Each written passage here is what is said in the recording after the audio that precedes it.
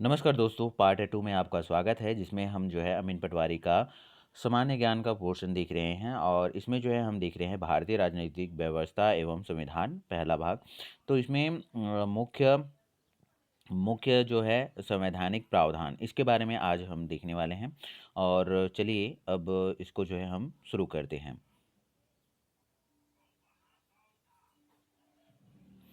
तो सबसे पहले जो है हम देखते हैं यहाँ पर जो है भारतीय व्यवस्था एक संसदीय लोकतांत्रिक गणराज्य है और इसके मुख्य संवैधानिक प्रावधानों में सरकार की विधायी कार्यकारी और न्यायिक शाखाओं के अधिकार, नागरिक के मौलिक अधिकार और कर्तव्य और केंद्र और राज्यों के बीच शक्तियों का वितरण जो है शामिल है।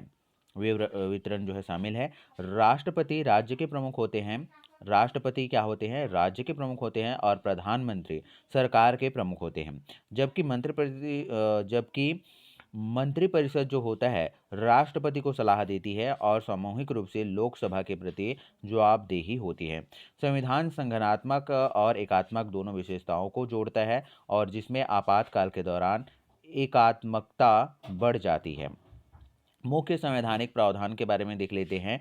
तो सरकार की व्यवस्था। भारत एक संसदीय लोकतांत्रिक गणराज्य है जहां सरकार की कार्यकारी, विधायी और न्यायिक शाखाएं संविधान से अपनी शक्ति प्राप्त करती है।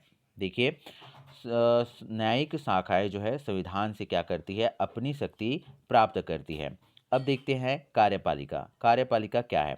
तो राष्ट्रपति राज्य का प्रमुख होता है और संविधान का संरक्षक होता है। प्रधानमंत्री सरकार का प्रमुख होता है और राष्ट्रपति को सलाह देता है। मंत्रिपरिषद राष्ट्रपति को सहायता और सलाह देती है और सामूहिक रूप से लोकसभा के प्रति जवाबदेह है। विधायिका संसद जो है कानून बनाने का कार्य करती है। संसदीय प्रणाली कार्यपालिका सीधे विधायिका के प्रति जवाबदेह होती है।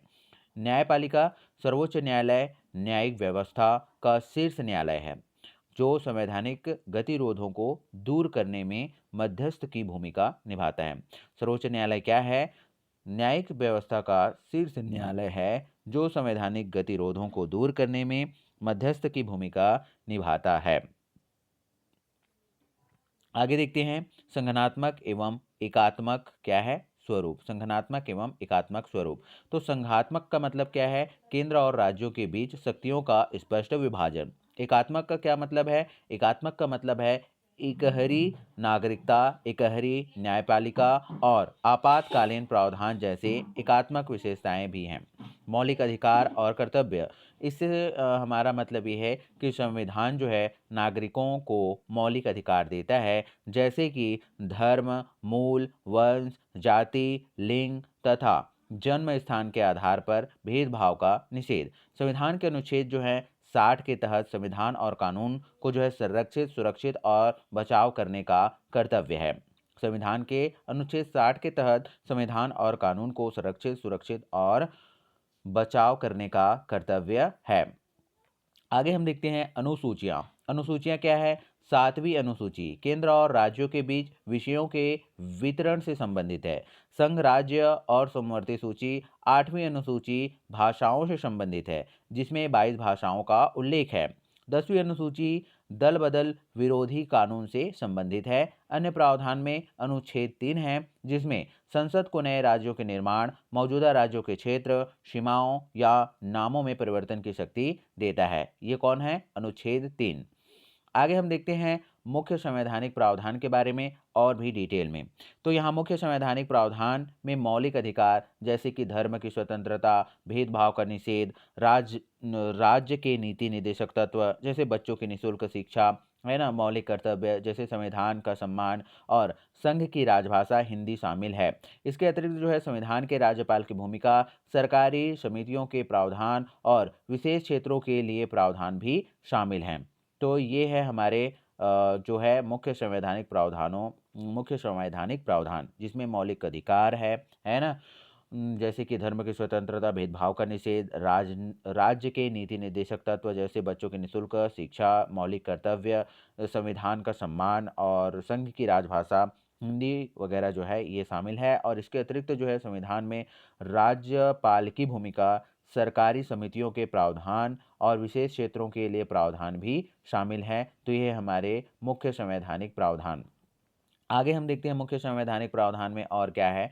तो प्रमुख संवैधानिक प्रावधान में पहला है हमारा मौलिक अधिकार। मौलिक अधिकार में क्या आता है जी, इसमें जो है धर्म चुनने, प्रचार करने, स्वतंत्रता और धर्म, मूल वंश, जाति, लिंग तथा जन्म स्थान के आधार पर भेदभाव का निषेध शामिल है। राज्य के नीति निर्देशक तत्व से हमारा क्या मतलब है, राज्य के सभी बच्चों को जो है वर्ष की आयु पूरी होने तक प्रारंभिक बाल अवस्था, देखभाल और शिक्षा प्रदान करने का प्रयास करेगा और 14 वर्ष की आयु तक जो है निःशुल्क शिक्षा प्रदान करने का प्रयास करेगा। मौलिक कर्तव्य क्या है, नागरिकों को संविधान, राष्ट्रीय ध्वज और राष्ट्रगान का सम्मान करना चाहिए और भारत की संप्रभुता, एकता और अखंडता को बनाए रखना चाहिए।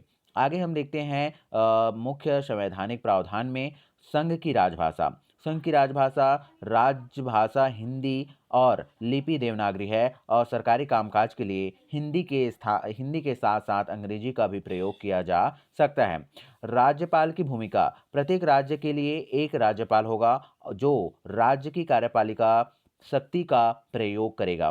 विशेष प्रावधान में हम देखते हैं संविधान में कुछ राज्यों जैसे कि मिजोरम अनुच्छेद 371 जी और अन्य पूर्वोत्तर राज्यों को उनकी जनजातीय विरासत को सुरक्षित करने के लिए विशेष प्रावधान दिए गए हैं। विशेष प्रावधान में क्या है कि संविधान में कुछ राज्यों को, है ना, जैसे कि मिजोरम है, यहाँ पर अनुच्छेद 371 जी और अन्य पूर्वोत्तर राज्यों को उनकी जनजातीय विरासत को सुरक्षित करने के लिए विशेष प्रावधान दिए गए हैं। सरकारी समितियाँ क्या होती हैं, सरकारी समितियों को संवैधानिक दर्जा और सुरक्षा प्रदान करने के लिए भाग 9B में जो है अनुच्छेद 243 ZH और 243 ZT के तक प्रावधान जो है वो शामिल किया गया है।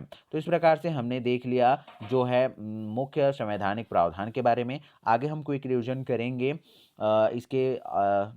इसके बाद वाले जो टॉपिक है उसको। तो बने रहिए हमारे साथ, चैनल को सब्सक्राइब जरूर कीजिए और वीडियो पसंद आया तो लाइक भी कीजिए।